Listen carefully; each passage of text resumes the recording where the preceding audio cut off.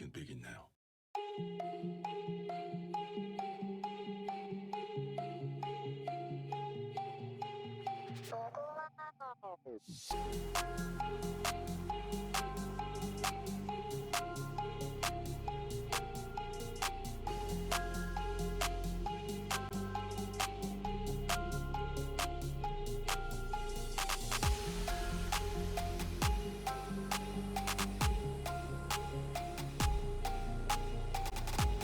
Are you ready? Earth now has hundreds of satellites. Only one natural satellite, the Moon, accompanies us on our annual journey around the Sun. Our planet's satellite system, however, is unique because Earth's moon is so large when compared to the parent planet. The diameter of the Moon is 3,475 kilometers, about 1/4 of Earth's diameter of 12,756 kilometers. Much of what we know about the Moon comes from data gathered by the Apollo moon missions. Between 1969 and 1972, 6 Apollo spacecraft landed on the Moon. Unmanned spacecraft with robotic units, such as the Lunar Prospector, have also been used to explore the Moon's surface. From the calculation of the Moon's mass, we know that its density is 3.3 times the density of water. This density is comparable to the mantle rocks on Earth. But this is still very much less than Earth's average density, which is 5.5 times the density of water. Geologists have suggested that the difference between the Moon's density and Earth's average density can be accounted for if the Moon's iron core is small. The gravitational attraction, gravity, of the Moon's surface is 1/6 of that experienced on Earth's surface. A 150-pound person on Earth would weigh only 25 pounds on the Moon. This difference allows astronauts to carry heavy life support equipment around with them, allowing them to walk on the lunar surface. The lunar surface. When Galileo first pointed his telescope toward the Moon, he saw 2 different types of landscapes, dark lowlands and bright highlands. Because the dark regions resembled seas on Earth, they were later named Maria, which comes from the Latin word for sea. Today we know that the Moon has no atmosphere or liquid water, therefore the Moon doesn't show the weathering and erosion that continually change Earth's surface. As well, tectonic forces are not active on the Moon, therefore volcanic eruptions no longer occur there. However, the Moon is unprotected by an atmosphere, a different kind of erosion occurs there. Tiny particles from space continually bombard its surface and gradually smooth out the landscape. Even so, it is very unlikely that the Moon has changed very much in the past 3 billion years, except for the formation of a few craters. Craters. The most obvious features of the lunar surface are craters, which are round depressions in the surface of the Moon. There are many craters on the Moon. The larger craters are about 250 kilometers in diameter, about the width of Indiana. Most craters are produced by the impact of rapidly moving debris or meteoroids.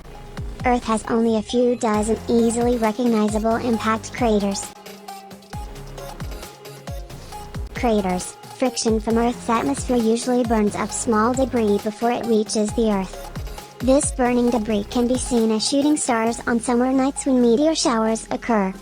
Any evidence of craters that formed from meteors striking Earth in past history have been removed by surface erosion, deposition, or tectonic processes.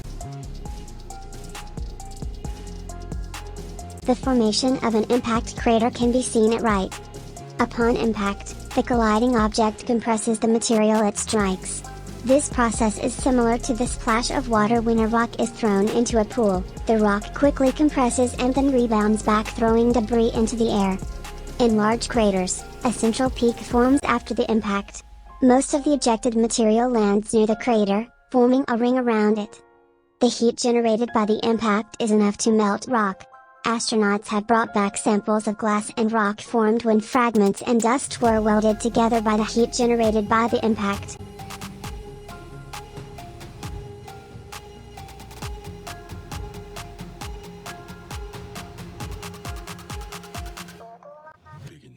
A meteoroid only 3 feet in diameter can blast out a 150-meter wide crater. A few of the large craters, such as those named for Kepler and Copernicus, formed when the impact meteoroids 1 kilometer or larger struck. These two large craters are thought to be relatively young because of the bright rays or splash marks that radiate outward.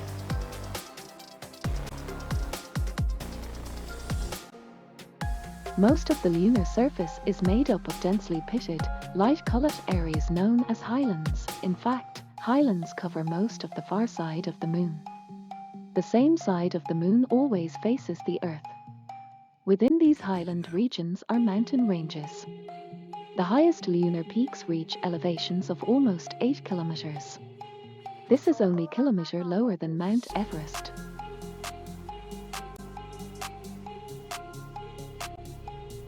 Maria, a dark, relatively smooth area on the Moon's surface, is called a mare, plural, Maria.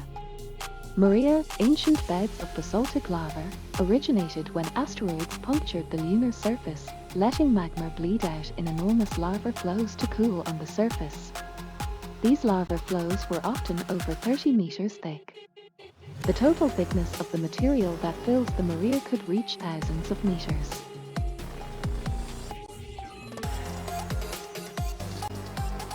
Regolith, all lunar terrains are mantled with a layer of grey debris derived from a few billion years of from meteorites.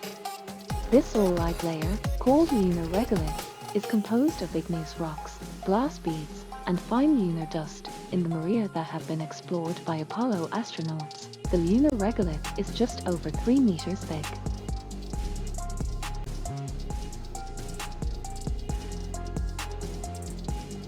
The Moon is our nearest planetary neighbor.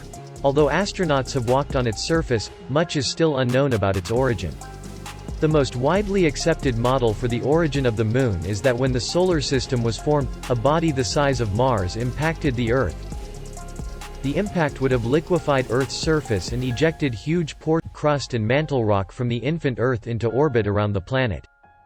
This ejected debris circled the Earth as a ring, eventually combining into the Moon. This giant impact hypothesis is consistent with other evidence we know about the Moon. The ejected material would have been mostly iron pore crust and mantle rocks.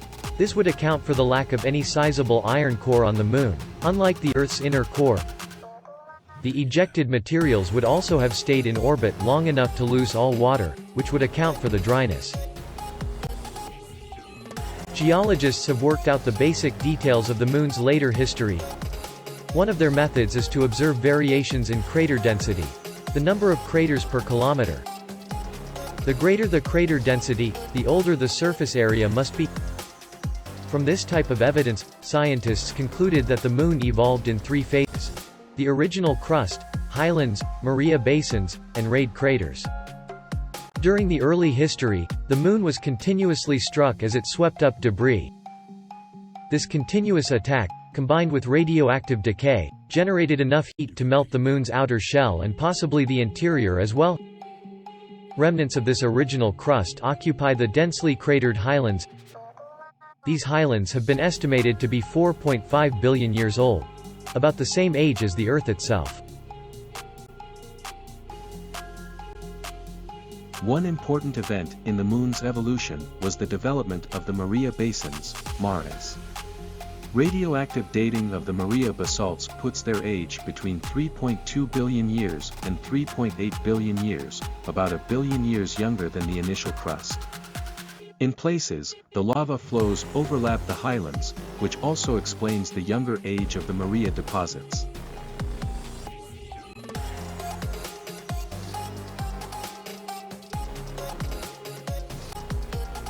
The last prominent feature to form were the rayed craters.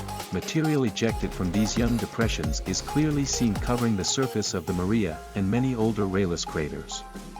Even a relatively young crater such as the crater shown at right must be millions of years old.